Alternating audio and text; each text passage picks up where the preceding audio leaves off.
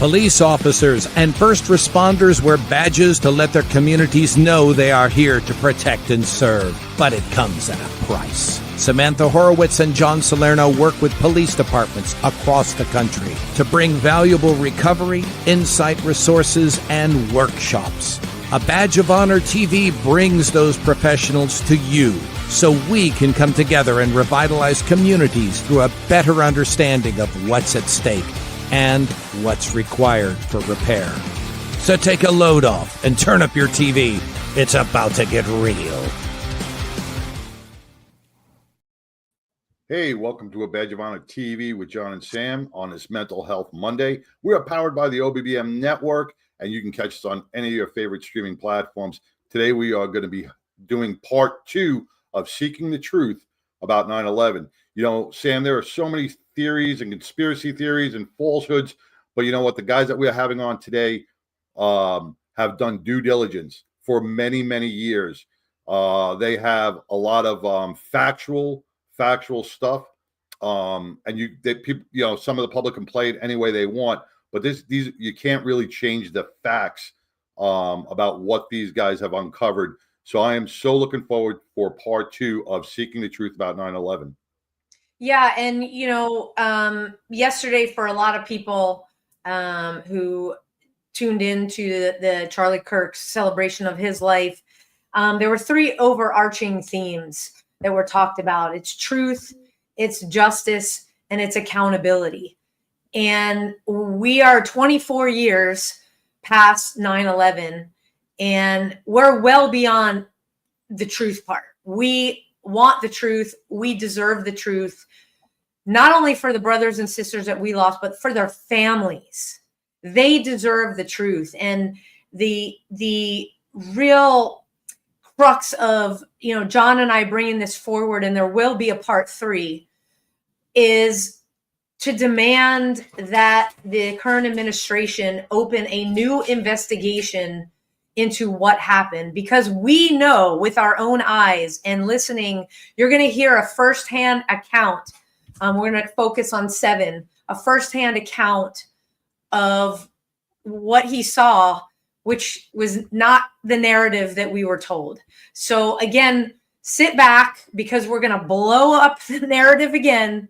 And after tonight, please do your own research. You know, it's all about everybody coming together, but be knowledgeable. And Erik's back with us from Firefighters from 9/11 Truth, and he'll be telling everybody what resources they can go to start your own journey and draw your own conclusions. So without further ado, we are going to bring for Rick Bylicki and Erik back from last week. If you missed last week, go back after the show. You can catch up by listening to part 1. So Erik and Rick, welcome back.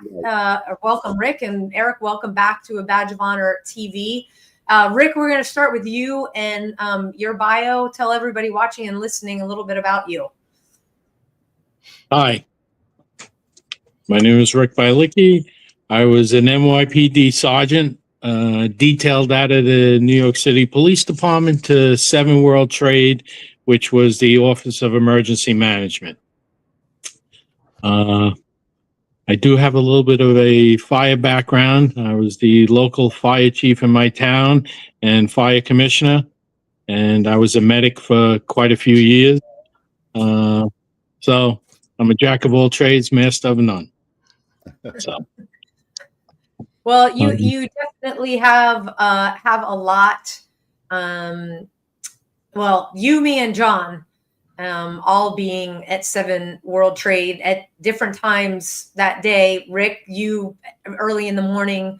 I was trying to get to my office, made it to the lobby at 7, and John, you responded after 7 came down.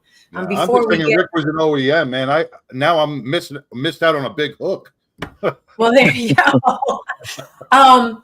Before we get into, you know, the meat of that, Erik, please tell everybody watching and listening on their favorite podcast app about your background and how you came to found Firefighters for 9/11 Truth. Thank you, Sam. Thank you, John and Rick. It's an honor to be here with you. It's just to help your listeners, like, this is a moment in history. Three people that were there on that day. It's incredible, like bringing more people together that are able to talk about what actually happened. I wasn't there. I came in the weeks following. So I was working for Seattle Fire at the time. And at that point, I think I'd had 12 years in emergency services and most as a firefighter.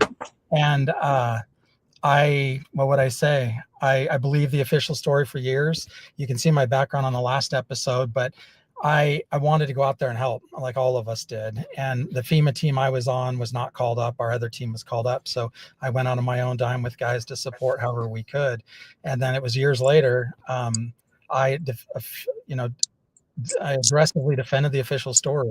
And then years later, something happened. I shared more on the last one, but where I had to look at it again. And once I did, I realized, oh, this isn't what I thought. And once I went into it more and more, I realized that this has to be talked about. We need to bring it up because the fire service didn't change anything after this collapse. Most firefighters don't even know about Tower 7. So once I did that was in 2008. And now the rest has just kind of been unfolding slowly, but now we're getting steam. So it's an honor to be here, and thank you. That is great. Why don't we do this? Why don't we take our first break? We'll come back, have a barking dog, and we will pick up with getting into, like you said, most people don't know that another World Trade Center building came down. So we will talk about that as soon as we come back from break. Stay tuned, everybody. When you choose Patriot Mobile, you're not just picking a wireless provider. You're choosing a company that shares your values. It's easy to switch, and you can keep your number, your phone, and most importantly, your values. With Patriot Mobile, you get the power of nationwide coverage on all 3 major networks. That means wherever life takes you, we've got you covered on the same reliable networks you already know and trust. And when you need us, we're here for you right here at home. Our customer service is 100% US-based because we believe that support should come from people who understand you and your values. At Patriot Mobile, you're not just another call, you're a priority. In today's world, where you spend your money matters more than ever, every dollar is a vote for the kind of future you want to build. Join the thousands of Americans making a difference with every call, every text, and every connection. Choose a company that shares your values. Choose Patriot Mobile.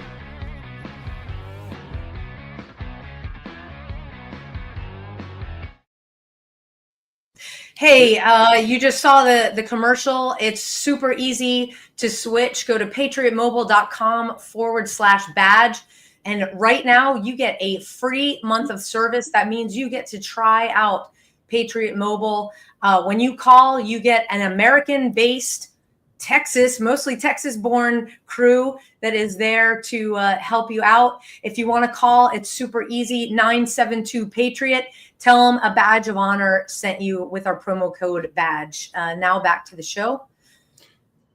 Welcome back. We were talking with Erik Lawyer and Rick Bylicki. Rick, you worked in Building 7 OEM with the NYPD. Erik, you were a Seattle firefighter. Erik, what you said about the narrative in the very beginning, like most, if not all, of our first responders and the American citizen and the public believed the narrative that was being dealt to us. But behind the scenes, there was a whole smoke and mirror program going on, and we just didn't know what to believe. Just like the media, they put out something and we believe it. But until these truths are uncovered, which you guys are doing with stated facts and interviews with firefighters and police officers that were on the scene, we are looking at a different picture. Absolutely. So yeah, Rick, go ahead, John. Rick, you got to your office in Building 7 at 6:30 in the morning. Normal day, correct? Like any other day?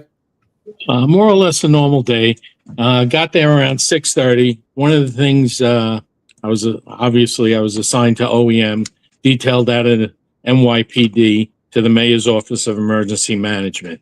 My immediate boss was Captain Rich Rotans from FDNY, and there was quite a few days we would travel in together. On that day, as we're walking into Building 7, a couple of things we were kind of surprised at. One of the things, very few cabs in the area. Normally it's It's very bustling with yellow cabs all over the place.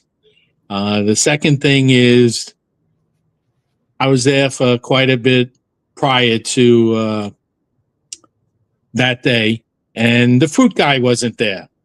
Now, Christmas, New Year's, it doesn't matter what day, the fruit guy didn't show up that day. All right. The coffee guy wasn't there. That was very odd. And there again, didn't make a difference what holiday it was. Both carts were not there. And they used to be right in front of 7 World Trade Center. So we were doing a citywide drill the following day. We were using all the recruits, rookies, whatever you want to call them, people in the academy, because anthrax was the hot item of the week. So we had a plan to medicate as many people as possible. We were going to use Skittles or gumdrops or whatever we were going to use to see how many people per hour. And like I said, the storm of the week was because they had a couple of anthrax incidents in the train stations or the subway system. So the mayor wanted a plan in place where we can literally give out thousands of antidote within minutes, hours after the attack. So we were, myself and my boss were up in 7 World Trade, which was the 23rd floor. And I guess the first hit, the first plane came right over our building. And it hit the North Tower. So the North Tower was hit. We had floor-to-ceiling windows. And, all we saw was millions of pieces of paper floating out of the hit. I ended up going out to the front, the executive office, and I ran into the number 2 guy of OEM at the time, which was John Odermatt. And I said, you have to come by my area, and I'm showing him what's going on. And he is like, oh my God, what do you think happened? I said, I thought it was a ground-to-air missile. That was my words to him. So out of the 23rd floor, Rick, did you have a direct line of sight with the North Tower? Absolutely. That's the plane absolutely flew over 7 World Trade. So John Odermatt, I think he was at the time maybe a full inspector at the time. And he said, get the EOC up and running. And that's when somebody from every agency in New York City will respond to 7 World Trade. And then we have cooperation. So whatever we need, whether it's fire, sanitation, doesn't matter what it is, housing authority. They had a representative there. So all we had to look is down the row and we need this. Okay, I'll get it for you, and that's how New York City ran. We were, I guess, the problem solvers whenever anybody had a problem, whether it was the fire chief, one of the police commanders, or whoever it was, we solved that problem if they couldn't get it. We always usually assigned 1 or 2 people going out to any kind of major incident, and they would be on scene and they would report back to us, and we would make sure we got whatever item they needed, whether it was could be a tow truck or it could be a payloader, it could be a crane, whatever it was, we got it for them. Rick, you said it very interestingly, you thought it was like a surface to air missile because there was a massive explosion. From my vantage point, I was in Tower 1 when the plane hit. But for me as well, it appeared to be something exploded from where I was able to get out of the elevator. I want to talk more about like what we actually think it was and the subsequent things that we were hearing. Erik, testimony that was given to you by firefighters you've talked to, because it's like 5 a.m. your time when you're seeing all this. We got to take a quick break, and we'll come back and address that. Stay tuned, everybody. Look, when you need to respond to an aggressive situation to protect yourself, your family, or your property, understanding your firearm and legal position are critical. Officers know your skills are only as good as your commitment to training. So know what you're doing. So when you're in a vulnerable situation, we can count on your response. Whether you're a beginner or a licensed gun carrier, Carry in Texas offers basic firearms training, Texas permitless carry courses, license to carry, and basic 2A courses so you can understand the responsibilities, situational awareness, and learn the technical skill required when you carry your firearm. Go to carryintexas.com to find the right course for you. Join me, former United States Secret Service agent Samantha Horwitz, on the range for beginner basics, LTC prep, and range practice.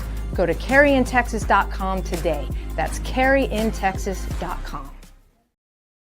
Hey, welcome to a Badge of Honor. Welcome back to a Badge of Honor podcast, this TV show. Jesus, where is my brain going? All this stuff going on in my head. We got a lot to talk about. We got a lot going on, man, with John and Sam, with our guest, Erik Lawyer and Rick Bylicki. Rick, before we left, before we broke for commercial, you were talking about how you were assigned to OEM, which is really the hub of any major emergency that happens within New York City. You guys are activated.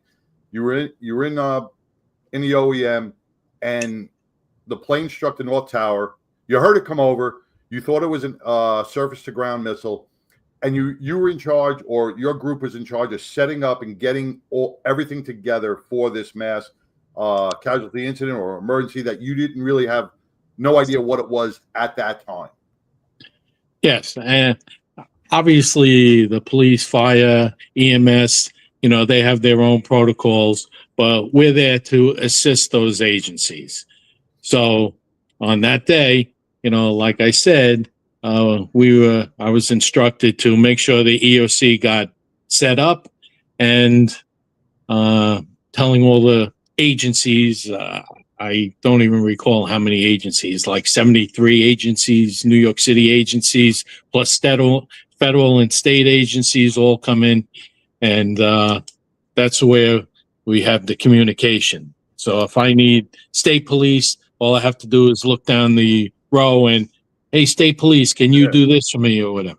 So now your mindset with this, right? You're getting all this together. Have you see, like, when you look out your window and you see the North Tower, and I see the North Tower, but I can't imagine that it was a commercial flight going into that. Like I said, in my head, I put it as a ground-to-air missile, and that's what it was in my head. So after that, I go into the EOC, start that running, and the dispatch office is going crazy. Everyone's calling, do you want us in there? Do you want us in there? So I go into the dispatch office to help the 2 or 3 guys that were on duty that day. And next thing you know, I'm talking to the FAA. And the FAA is telling me there's a plane missing. We think it's coming to you, and to make sure NYPD takes their helicopter out of the sky, because we don't know who's legit at this point.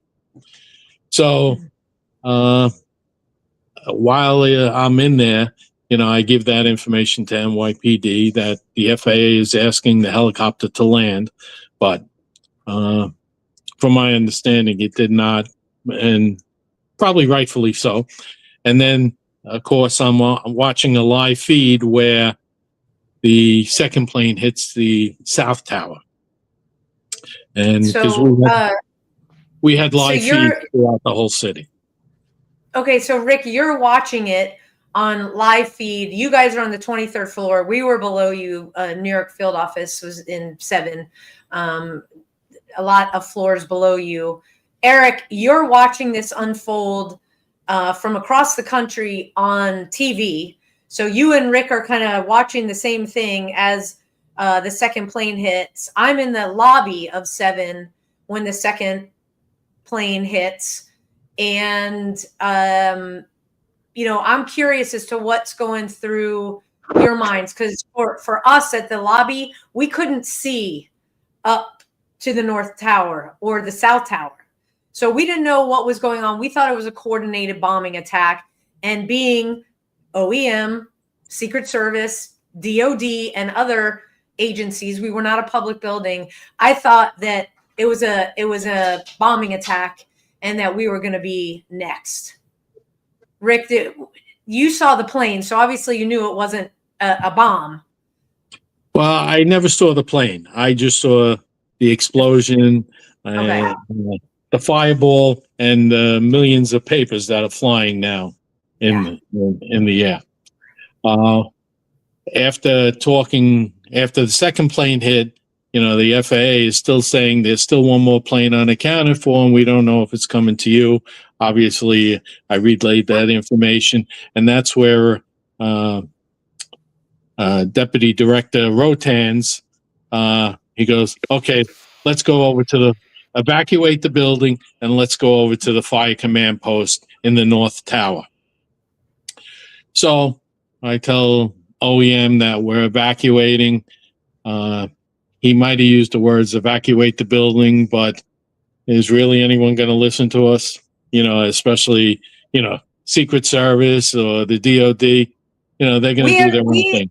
We told security at the lobby, we said, we don't care what your orders are, we're evacuating this building. So you got an order to evacuate from above. We had got your back doing it from below, but we never met on that day.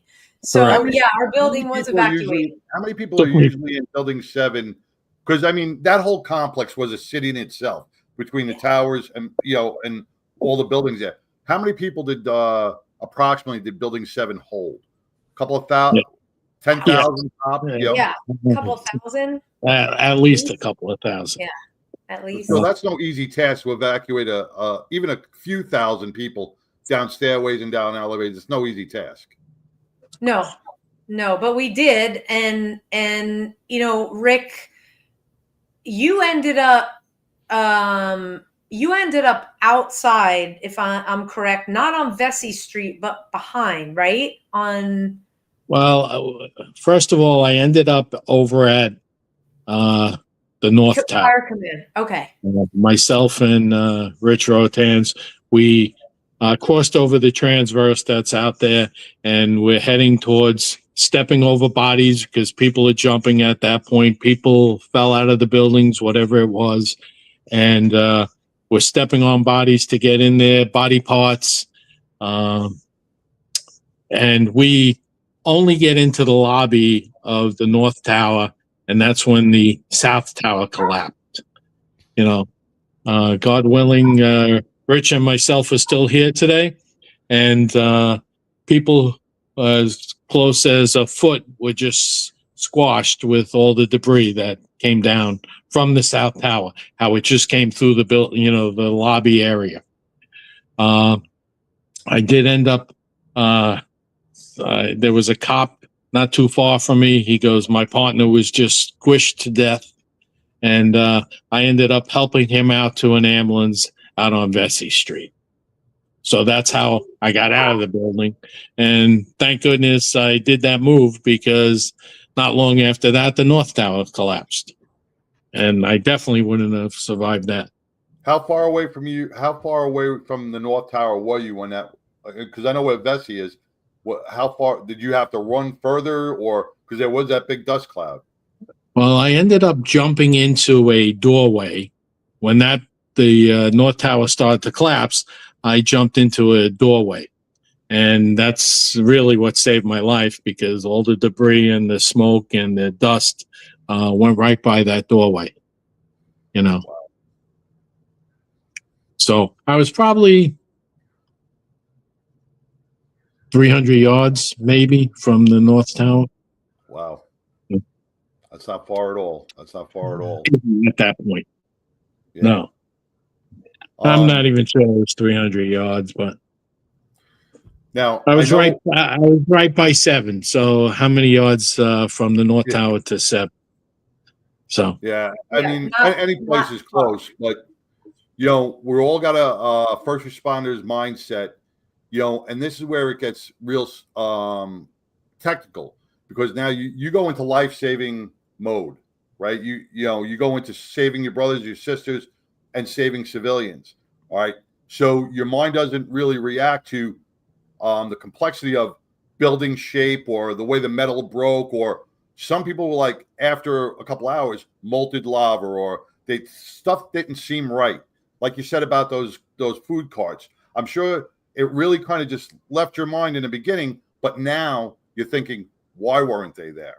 So all these dots are being connected after the fact, because everybody's in a state of hypervigilance during the collapse. And now when everybody's got clearer mindset and they're looking at the pictures and they're thinking about what they had, these dots are really becoming more clear. Correct? Am I off? Absolutely. It took years for it to actually, 24 years later, I am definitely, there's so many things that don't make sense. Yeah, one of the things, Rick, that definitely don't make sense and goes to the narrative, we touched a little bit on this, Erik, last week, is that there are so many fire department personnel, the firefighters, that talked about hearing explosions. There's video footage of them talking to news crews, okay? And the footage is still out there. So on 9/11, if you were watching the news, you were hearing, yes, explosions. At one point, you could actually hear off in the distance with what sounded to me clearly like an explosion.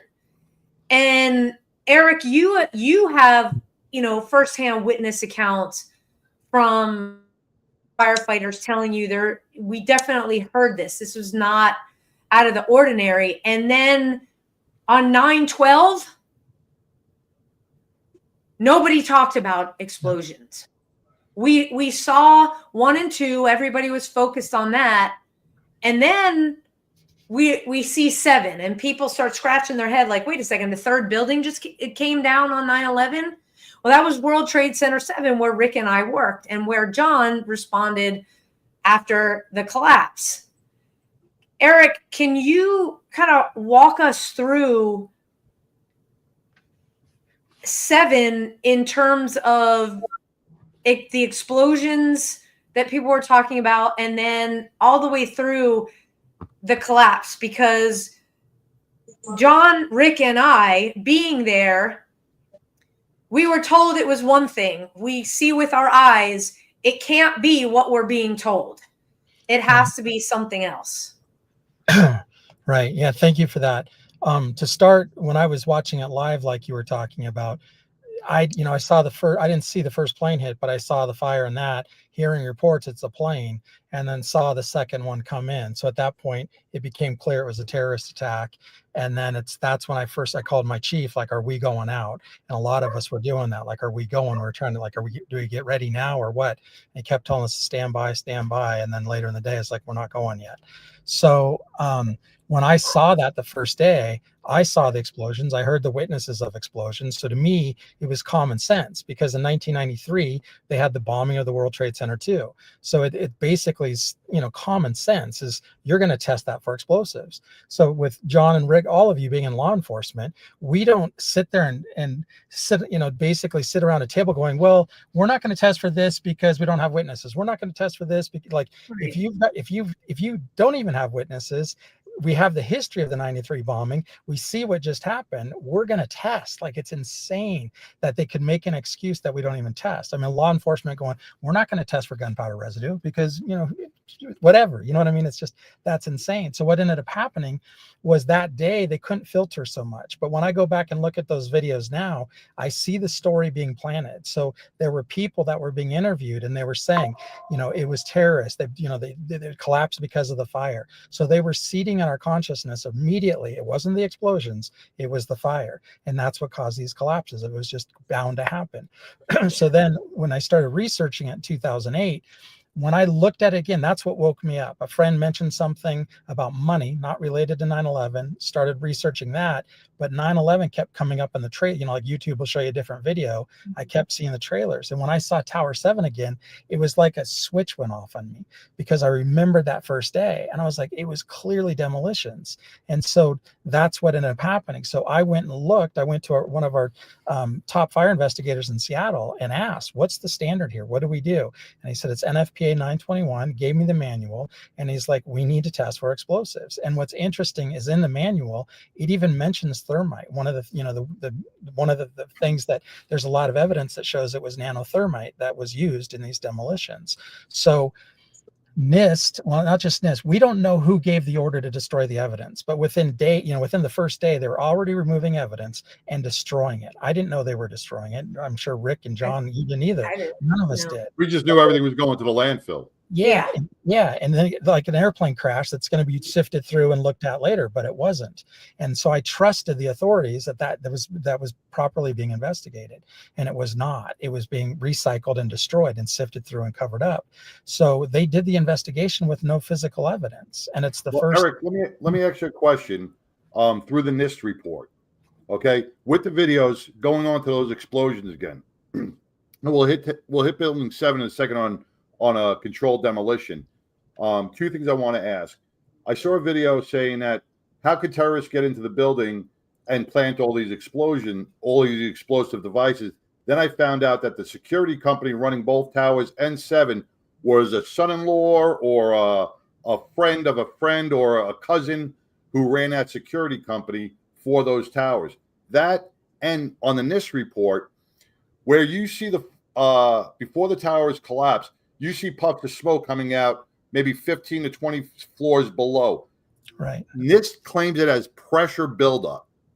Right. Which is kind of false. Now, you guys have the technical background better than I do, but I'm just a layman on this. That didn't look like pressure buildup to me. No. And John, those look like explosions through those floor windows. And if I could just interject, because you talked about the security in the building. Yes. The security, depending on who you talk to, there were some, I'll say not so kosher ties. But at least in 7, I can attest to the elevators being worked on prior to 9/11, because I saw the workers. And of course, it's a 49-story building. Why wouldn't there be regular maintenance? Things you don't think about. And there's eyewitness testimony, or accounts rather, because we need the testimony, saying the same things that they saw in 1 and 2, that the elevators over a month were being worked on. So sorry, go back to the pressure blowing out, because I'm not a fire person, but I saw what you saw. And this before the windows just blowing out. Before it pancake down, you saw it didn't pancake. No, but right. In the video before the collapse, you do see puffs of smoke coming out of windows below. NIST said it was pressure buildup. I mean, I don't believe that. What are your guys' thoughts on that? Well, it matches controlled demolition with squibs, they call them. So it's coming down below. They'd be weakening it. There's several things to think about that a lot of people don't talk about. Is in high rises, there's windows that have markings on them for the fire service. These are windows that are easier to break and that type of thing. If there was any pressure buildup, that's to me where those things would be coming out, not in a line where the columns are. The other thing is that building was disintegrating above as it's coming down. If there's pressure, it's going to be released through the top as it's coming down. It's not going to go through floors and everything else 15 floors below and create that pressure. It's just there's no plunger there. It's being disintegrated. That's exactly what I was thinking. Yeah, there's nothing to create the pressure other than explosives. Rick, your thoughts? Similar to that, but there was just so many, like even today, we're coming up with more questions than answers. It is just ridiculous that we have to have this narrative and having this discussion 24 years later. But I do agree with what both of your summation is. Well, Rick, you also after 7 was evacuated, correct me if I'm wrong, you went to try to get back into 7. Do I have that correct? That is correct. Okay, so when we come back from our next break here, we're going to talk about why you couldn't get back into 7 World Trade and kind of the mystery surrounding that. So we will be right back after this break. Hey, everybody. It's time to talk about John and my favorite thing, which is coffee. And at East Texas Legends Coffee Company, which is founded by Ben and Amanda Holmes, it reflects her journey from Ben's Marine Corps service and law enforcement career, overcoming PTSD, to finding purpose in ranching. Relocating to an East Texas ranch, they identified a need for a local coffee brand. Now they're opening their first coffee shop in Lindale, Texas, rooted in faith, family, and community. Their mission: inspire purposeful conversations over coffee. Drink coffee, be legendary. And right now you can go, I'll put up the link here. You can go to etxlegendscoffee.com, use promo code BADGE, and get 15% off your entire order. That goes for all the coffee as well as all the awesome swag that they have on there. So all the coffee, all the products, etxlegendscoffee.com. Use promo code BADGE on checkout, get 15% off. We love it. We drink it every single day, and life's too short to be ordinary. So why not be legendary? So cheers, everybody. Cheers. Welcome back to A Badge of Honor TV show with John and Sam. We have Erik Lawyer and Rick Bylicki, firefighter and NYPD and OEM. We're discussing seeking the truth for 9/11 because so many people deserve the truth. And what we're recapping now is, Rick, you were in Building 7. You started the OEM. You had to evacuate. There was a mass evacuation out of Building 7. You got caught in the collapse of the South Tower, and now you are attempting to get back into Building 7 after both towers have fallen. Well, I guess there's a little bit of, time discrepancy. Okay. I'm trying to get back into, after I brought a guy out to the ambulance, the North Tower did not collapse yet. Okay. So I am trying to get back into 7. And at that point, I try and get back into 7, and I'm basically refused entry. I identify myself as an NYPD sergeant. I work on the 23rd floor, and they're telling me, we don't care who you are. You're not coming back in this building. Who are these people? Who are these people? It was somebody in a, I'm going to say he was a Fed. I can't recall what kind of, he definitely had a flak jacket or a vest on, and I'm going to say it said one of the particular agencies on it, and which one it was, I just don't recall 24 years later. But he had it was a little bit intimidating, Rick, because in addition to the flak jacket, heavy duty, he also had either a machine gun or a assault rifle, and I'm carrying a 5-shot pea shooter, basically. Right. And I had, except what he's offering me, you can't come in here. So now, for our layman audience that's listening, for people that don't understand the absolute chaos that was going around during that time, we just had the South Tower collapse, right? People are all over. You wouldn't think that a building would become fortified by an agency during that chaos.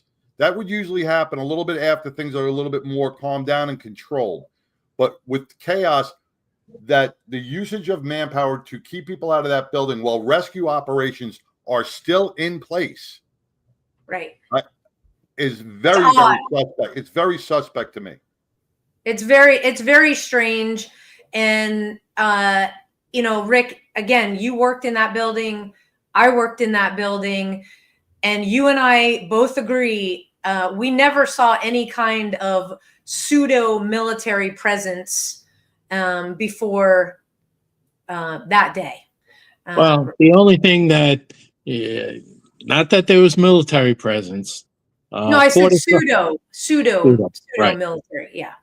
The only thing I could say is days prior to that. So this was a Tuesday. So I'm going to say probably Thursday and Friday of the week before. I was in John Odermatt's office there, and I said, something's definitely going on. Could it have been Wednesday? I don't know. Prior to that, I said, something's definitely going on. I've never saw so many different Port Authority police people. You know, they have a highway, they had motorcycles, they had every truck and car going into any of the underground parking areas. They were mirrored and dogged. And it was just, if your car was left out on the street more than 2 minutes unoccupied, that was being towed. It was, we all kind of knew something was going on, but Port Authority denied it because he called over the Port Authority while I was in his office, and they were like, no, everything's going good. You know, so that was definitely a lie, you know, in my opinion. Lots of strange things. We were preparing for the 50th anniversary, like a big UN summit that was happening the following week. So, you know, there are just these things that we all saw and experienced that really didn't add up. And Rick, thank you for that. And it's Let me just add one more thing, Sam, on that. Yeah, let's keep talking. Yeah, we got one more minute, then we got to take a commercial. Yeah, Rick, because OEM plays such a major role in all disasters within New York, they are the main body, the you know, they are the main body of any kind of disaster or huge large scale emergency, and the drills that go on within the city. Now, I heard, could be speculation, could be rumor, whatever. There were drills going on from NORAD that said they were going to run some different exercises that day, or they were planning on exercises. And I know some stuff is confidential, so you don't have to answer. But was OEM ever notified of any national drills or NORAD drills or airline drills or any of these drills going on within the confines of New York City?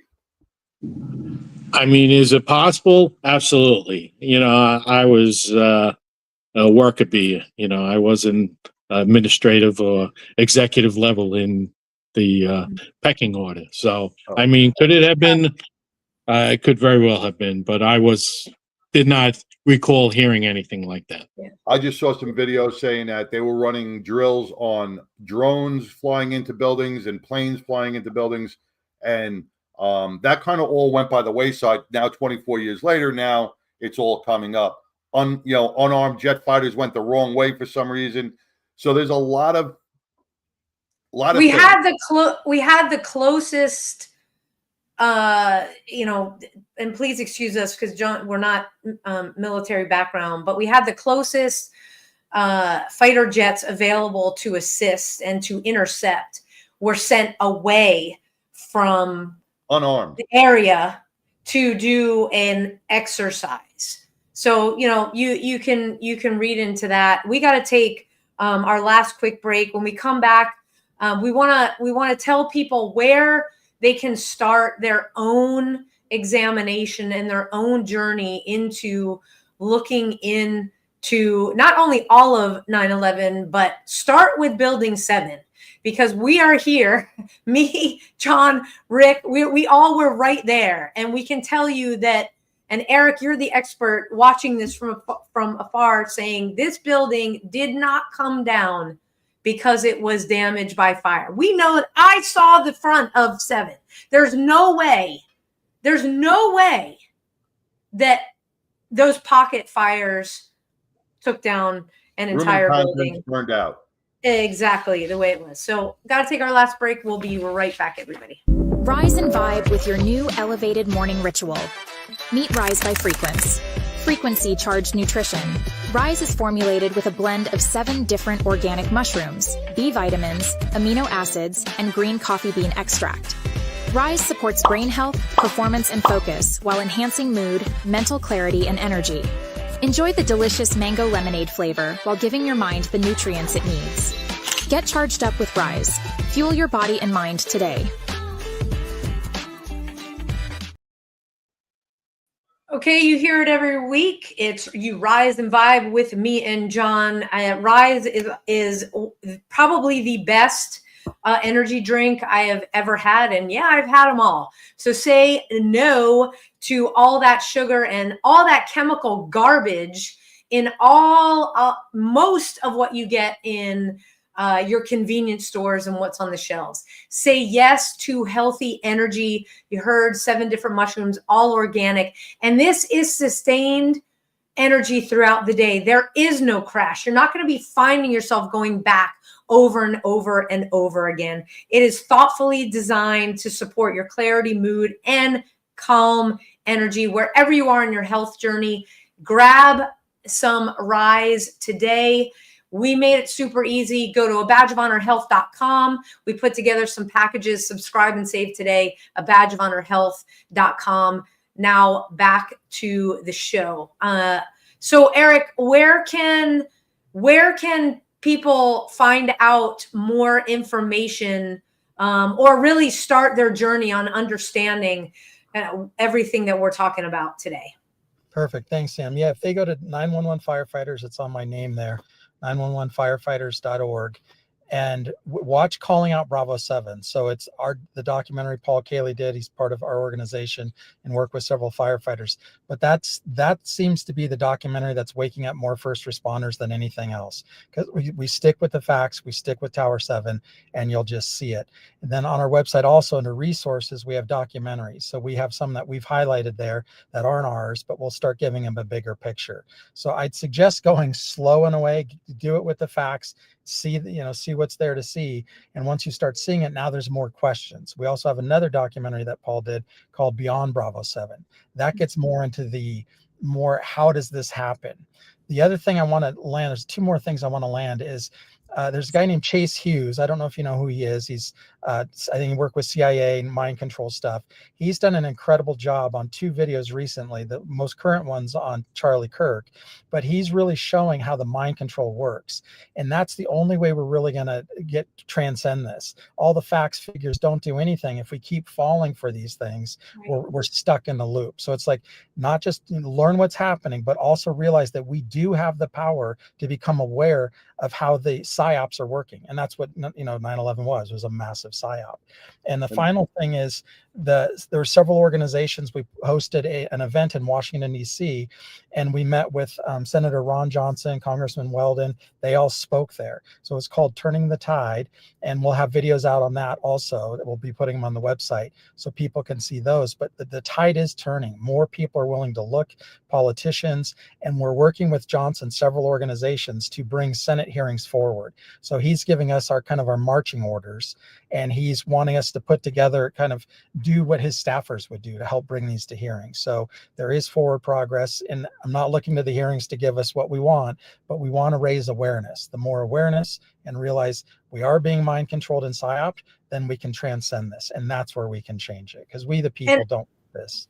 Right. And I do believe Senator Ron Johnson, Kurt Weldon was already on Tucker. Right. Tucker Carlson, and Ron Johnson, I believe he might be the first interview with Tucker that is going to be released starting tomorrow. So it's a 5-part series.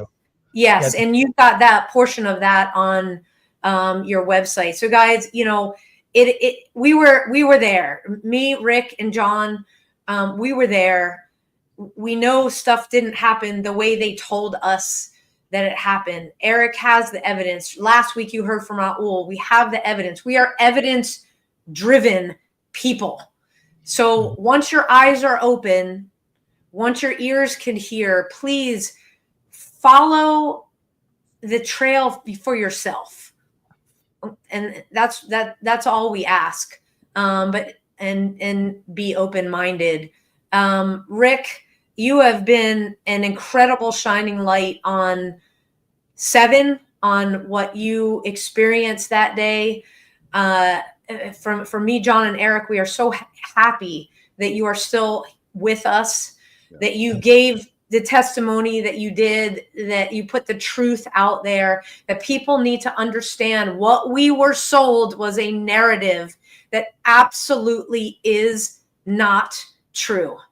And we demand justice for our fallen brothers and sisters, and for those that continue to suffer the health effects. And we demand justice and the truth for the families. 100%. So once again, thank you for Erik for coming back on this week. Rick, thank you for joining us tonight.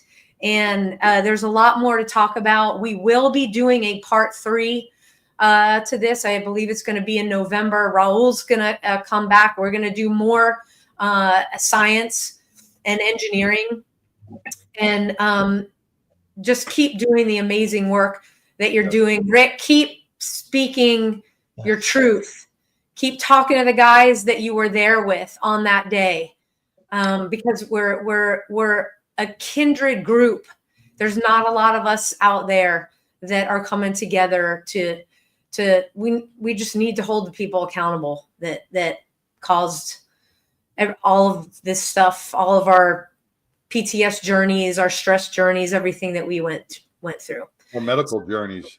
There, Yeah. with over 50,000 cases of 9/11 cancer that is out there. Those families are battling, they're suffering, they're incapacitated, their lives have been ruined, their family lives have been ruined. They deserve it. And we need the public to step up and support those families that are still battling. We lost a lot, but we don't have to lose anymore. So make sure you get onto 9/11 firefighters.org. Whoops, I love my phone. Firefighters911.org and support, help, and use your best judgment with the facts that you see. And volunteer. Yes. Sign up to volunteer. Yeah, everybody, first responders are creating a firefighter and first responder alliance and civilian, because for these Senate hearings, we need to have the public pressure, especially from first responders there. The senators asked for that. So if you just give us your name and we'll let you know as we move closer to these things. Absolutely. So, well, Erik, Rick, Are we out of time or? thank you so much. And I know you and John will be talking more. Thank you guys so much for joining us tonight. We'll be in touch. Take care, guys. Well, thank it was you, a pleasure. Rick. Thank you. Thank you. Bye. Wow. Rick was, when I heard about that armed person from an agency that wouldn't allow him back into the building in which he worked, there's just so much. The one thing I got to say is these two men, along with Raul, the courage and they have. Rep Weldon, yeah. Yep, Kurt the Weldon. courage they have to open up and speak their mind,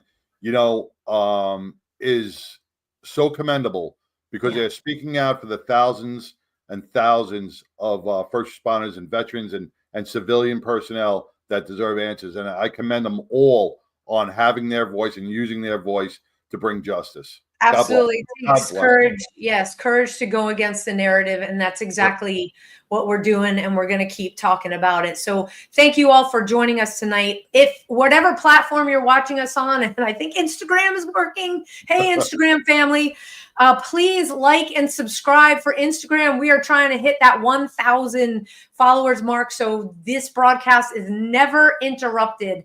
Again, please, please, please follow us over on Instagram. We want a special thank you to everybody who donated to us for North Texas Giving Day. Your contributions are going directly to support first responders on their wellness and resiliency journey. You can find out where we are in terms of helping everybody out there by visiting the events tab, and it'll show you if it's a private event. Sorry, you can't register. That means the department's bringing us in. Our next public meaning open to all first responders, active first responders. Our next open workshop will be in December. The registration will go up for that in the next coming weeks. So be on the lookout for that. And you want, if you're an active first responder, you want to be in that 8-hour workshop. If you're a peer support, assigned to peer support in your department, or you lead the peer support in your department, check out our peer support leadership training. Both are TCOL certified for the police officers. And, you know, it is doing a show like this in the midst of everything that has been going on since before 9/11, all the way up to yesterday's memorial service, knowing that there are so many more questions than answers. And we need to keep asking the questions. It doesn't matter what the topic is. There's so many of them that we can now see. The public can now see. It's like, that's not true. So keep asking questions. Be courageous. Get out there. Don't take the narrative for narrative's sake. Okay. We have eyes. We have ears. You think something's off. Your gut says something's off. It's probably because it is. So we want to thank all the first responders out there for putting their lives on their line in their communities every single day, answering our the calls of our worst day. And so we have prayer warriors praying for your safe return each night off your shift or each day. Keep doing what you're doing. Thank you for protecting our communities. To our veterans out there, thank you for fighting the good fight that allow John and I to do a show like this every single week. To our active duty personnel spread out across the globe, thank you for what you are doing. We pray for your safe return to our shores, but thank you for keeping our nation safe. John, take us home. Well, the only thing I can say is don't ever let anybody cancel your voice. I am Charlie. Peace. We are Charlie. We are Charlie. Peace. Till next week, everybody.